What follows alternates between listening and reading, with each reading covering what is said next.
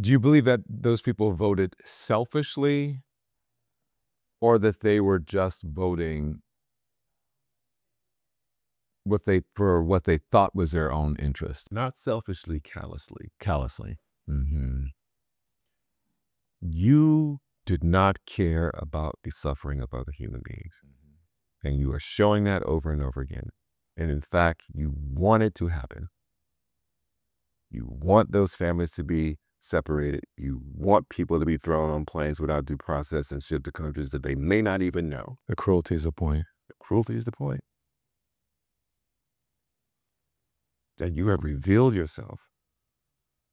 And I don't know how to put that toothpaste back in tube. I said that, Charles.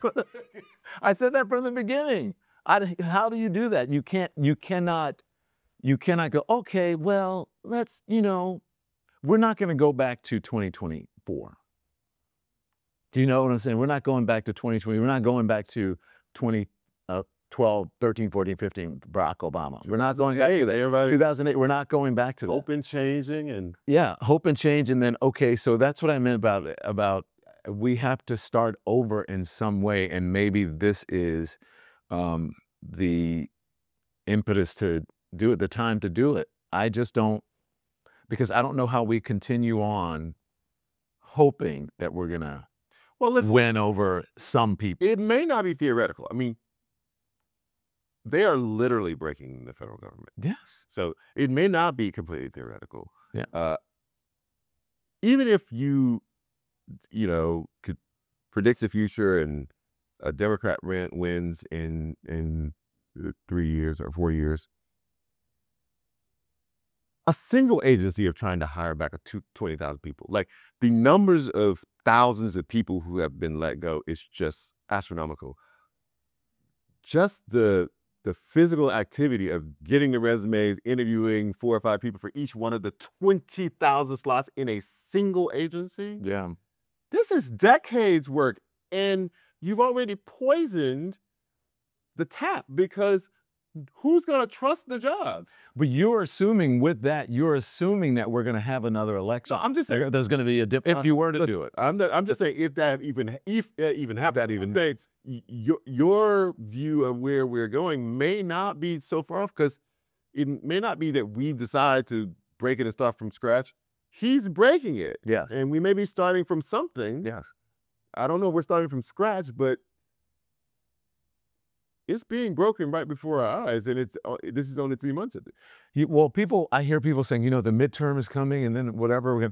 I don't know if we're going to have another election, or I don't think he's going to leave. I don't think he's going to leave office. Really? No, I don't think he's going to leave office. I don't think we're going to have another election. He's putting people into place to make sure that doesn't happen. He's already hinting, and people, his surrogates, the Steve Bannons of the world, Bannon did say that, saying that he's going to have a third term. I heard Bannon say that. And whatever that is, even if it's a J.D. Vance as a president and Donald Trump as a vice president, you will know who the real president is, right? So I kind of believe, and for a long, long time, it's over. I don't think we're going to have a Democrat. It would be great if we had a Democratic president, a president who was a Democrat, or someone who believed in democracy. So, okay, but I don't think that's going to happen for a long time. Let's follow that thread. Okay. You believe it's over. You believe, not going to have another fair election. Don't believe Trump's going to leave office. How are you positioning yourself just personally to navigate the near and far future? I don't really have a solid answer for that, except for, to be in my own ownness. Okay. My own ownness. I don't really have an answer for that. I've thought about that a lot. And how do you just sort of put one foot in front of the other, but it certainly is concerning to me. I hope that I'm wrong. Okay. I hope that I'm wrong. But when you look at all of the people he's putting in place, including the Supreme Court, and all the judges he's putting in place. Please, everybody, hold on. Because I just can't, he's already has 3 of the 6. The idea that 4, possibly 5 of the justices could be appointed by this one person who I think does not have the country's best interest at heart is just too much for me to even consider. But the odds are Is that The odds are, yes, the odds are that at least one vacancy will happen. Clarence Thomas or? Well, if it was Clarence, it'd be fine because he would replace someone in the same brand as him. But what I'm worried about is a Sotomayor or someone on the lip. The group is already small, so I'm worried about one of them. Yeah, big hitting the spot. So then you have to figure out new ways of fighting back, which is kind of everybody does. I think that's to deliver. You can't tell people that voting is your way to fight back because you vote once every 2 years for Congress, and then once every 4 years for president. Yeah, we don't have 4 years. So now what are you gonna say? 2 years for the like that's still too long, right? So you can't say to people, voting is one of the arrows in your quiver. You have to do something in the meantime to make sure to feel empowered. Mm-hmm. Personally, I think the feeling of powerlessness is also part of the game plan. It is by design, and it is crippling. Yeah, but I believe that the way whatever is going to happen, whether it's fighting back or whatever, I believe it has not been invented yet. Right. And so that's why I think people like mass protest, you don't think is it? I don't know if it's it. I think there is a place for mass protest because it shows cohesion, right. And it may instill some fear in the other side that, oh my gosh, these people are fed up and, and maybe they'll do something. Who knows, right? Maybe there's some fear there. But I think it will be invented by some artist, some writer, will be inspired by some James Baldwin type figure. Yes. Or maybe some Malcolm X type figure that has not really emerged. And I think that is probably where it is going to happen. Do you think we can get through this peacefully? No. No. Wow.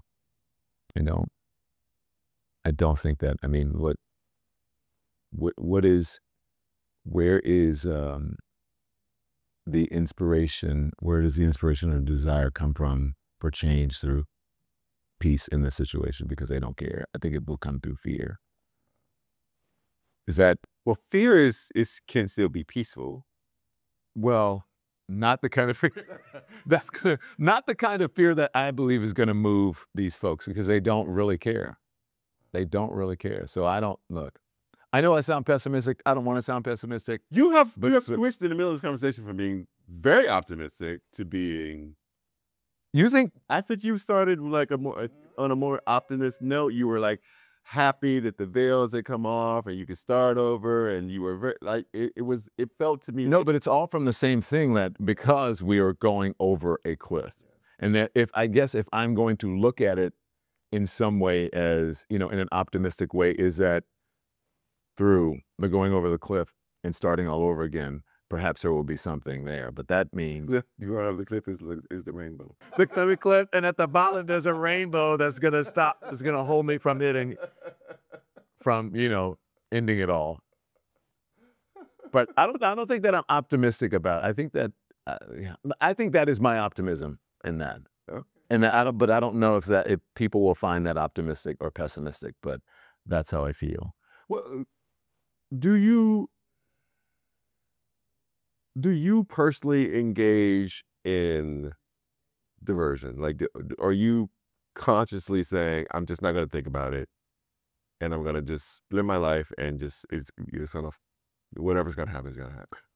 No, there's a bit of that element in there, but no, I don't consciously say I'm not going to think about it. Yeah, one has to think about it, at least for a little bit. But what can you do? As I said, one foot in front of the other, and then I continue to do what I can do.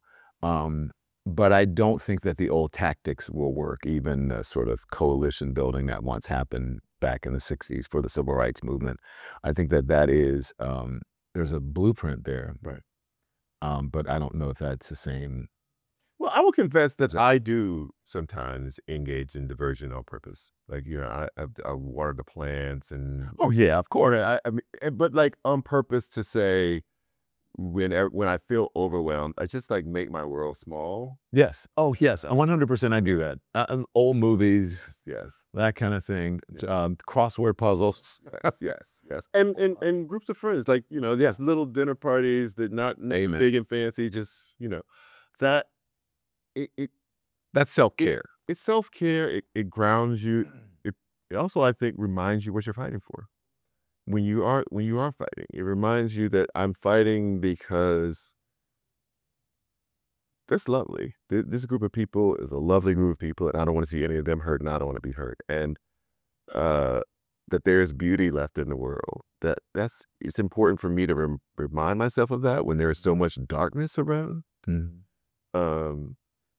So I don't know. There's a level setting in it, I guess, is what happens, or some sort of psychological barrier building, because if you let too much of it in, I learned this from war correspondents. So the Times just do this thing where they would have people come in, and it's like a lecture series, and so war correspondents came in for one of these things, and I sat around, and one of the questions they were asked was, how do you watch bodies being blown to bits by day and still fine? And they were talking about how they had to build a bit of a wall mentally to do the work. Like, what was more important, to grieve the devastation, or to make sure that the world never gets to turn away from the knowledge that it happened? And for them, being the bearer of the news was a higher calling than their own grief. And so they would build a bit of a wall, psychologically, so that they could do their jobs. But it may be different for you as an editorial, an op-ed writer, an editorial writer. For me, as a journalist that had to report the most devastating things, that I was able to compartmentalize it as much as I could. A lot of therapy or whatever, but it still sticks. But I mean, maybe you will, what you're talking about when spending time with friends, and even, sort of backing up a little bit, that's a spiritual thing that feeds your soul. But also, if there is any optimism in it for me,